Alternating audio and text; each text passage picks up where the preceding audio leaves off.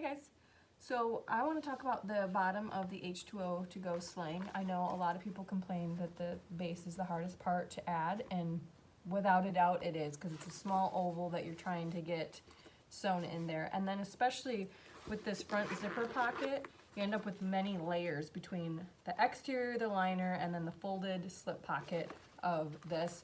It gets quite bulky here. So one thing that I've been doing lately to reduce the bulk in that is that I don't have the slip pocket all the way go all the way down to the bottom edge now. So I'll flip it down and sew it and then flip it back up. So it doesn't take away any of the depth of the pocket, but it actually keeps all that bulk out of adding it to the base. So now I'm just having this one layer. So I've already done it to this slip pocket. I kind of want to show you what I mean on the card slap panel. So right now, as pattern is written, you would lay them lining up those bottom edges.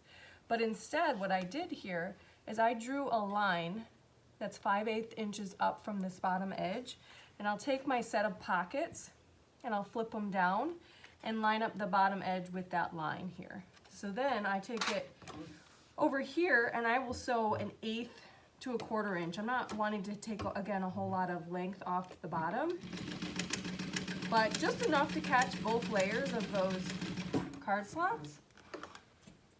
So now it looks like it's just extra long, and then I fold this up and back and press it really well